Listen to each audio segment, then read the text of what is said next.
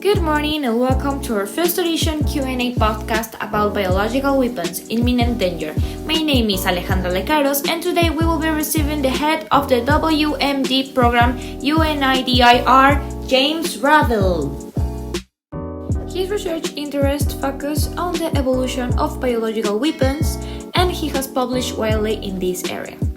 He was previously a research fellow with the Harvard Sussex program at SPRU, University of Sussex, and completed research fellowship with the Landau Network Bulla Center in Italy and the Bradford Disarmament Research Center in the UK. He holds a PhD focused on the evolution of the Biological Weapons Convention from the University of Bradford, UK. James' areas of expertise include biological weapons, biosecurity, bioterrorism, chemical weapons, chemical terrorism, chemical weapons convention, compliance verification, and improvised explosive devices. With nothing more to add, let's give a warm welcome to James Ravel. Good morning, Alejandra. Thank you for your invitation. It's a pleasure for me to be here. I'll be solving all the doubts about biological weapons. As the director of WMD, I deal daily with people questions about it. So it will be great to introduce and clarify people about this important subject. That sounds great. I also think it's necessary to make people conscious about it. So now, let's start with the first question. Can you explain to the audience what is a biological weapon? Well, biological weapons are microorganisms like virus, bacteria or fungi, or toxic substances produced by living organisms that are produced and released deliberately to cause disease and death in humans, animals, or plants. Biological agents like anthrax, botulinum toxin, and plague can pose a difficult public health challenge, causing a large number of deaths in a short amount of time. Biological agents which are capable of secondary transmissions can lead to epidemics. An attack involving a biological agent may mimic a nature event, which may complicate the public health assessment and response. In case of war and conflict, high-threat pathogens, laboratories can be targeted, which might lead to serious public health consequences. Biological weapons form a subset of a large class of weapons, sometimes referred to as unconventional weapons or weapons of mass destruction, which also includes chemical, nuclear, and radiological weapons. The use of biological agents is a serious concern, and the risk of using these agents in a terrorist attack is thought to be increasing. Next, what are the differences between biological and chemical weapons? The difference between biological and chemical weapons lie in their makeup, dissemination, and effects. Biological agents have a natural origin, while chemical agents are man-made. The makeup of biological agents is difficult, costly, and it has a small-scale production, while chemical agents are large-scale, cheaper, and have an industrial production. Also, the dissemination is kind of similar, but not the same. Biological agents are disseminated as aerosol in air, water, or food, while chemical agents are disseminated as aerosol or liquids. In the case of biological agents, some effects are delayed onset of physical effects and it won't penetrate the skin. In the case of chemical effects, often has immediate physical effects. It can also penetrate the skin. That would be the principal difference between biological and chemical agents. Pretty interesting. Do chemical agents have any legitimate practical uses? Chemicals that are closely related to chemical weapons do have legitimate uses. Some nerve agents, for example, are similar to some insecticides and to medications that treat to disease myasthenia gravis. A byproduct of sulfonylurea is a long-term cancer chemotherapy drug. Chlorine and phosgene are also common industrial compounds. Also, are chemical weapons allowed to be used in war?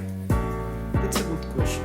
The 1993 Chemical Weapons Convention bans the use, production, stockpiling, or acquisition of chemical weapons, requires the elimination of current stockpiles, and allows verification and inspection. The United States and 191 other countries have agreed to the treaty. Now that with biological agents are allowed to be used in war? Well, the 1972 Biological and Toxic Weapons Convention bans the use, production, stockpiling, or acquisition of biological weapons. It does allow research with agents for vaccines or defensive purposes. The treaty does not include formal verification, so its effectiveness is limited. The United States and 177 other countries have agreed to it. Taking into account the recent scenes of war, should I have my own supply of antibiotics in case I'm exposed to biological weapons? Well, antibiotics are prescription drugs that should be taken only under a doctor's advice. No one antibiotic can protect against all types of biological weapons or against all disease, and holding on to antibiotics isn't a good idea because they'll expire eventually and become ineffective. Going the same way, should I have a gas mask to protect myself against biological weapons? Gas masks do not provide protection unless you are wearing one at the exact moment of an attack with chemical or biological weapons. It's obviously impractical to wear a gas mask all the time. Besides, to work effectively, masks must be fitted for the wearer, who must be trained how to use them, such as members of the military. Gas masks available to retail sale aren't guaranteed to work. There's also the possibility of an accidental suffocation for wearing a mask incorrectly. In other words, there's no apparently a way to avoid biological weapons, but can I get vaccinated against biological weapons? Maybe like anthrax, plague, smallpox, or other disease that might be spread by terrorists? No, anthrax and smallpox vaccines are not available to the general public. Doctors and hospitals don't have vaccine supplies for this like they do for other virus. They would be made available only in emergency situations and to those who would be most likely to be exposed. Are there enough drugs to go around in case of a widespread outbreak or attack with chemical or biological weapons? The government has gathered enough smallpox vaccine for everyone in the US. In the event of a smallpox attack, no such supply is available for anthrax. Only military personnel has been getting vaccinated against anthrax, and there currently is no vaccine available for the plague, but once it's being developed.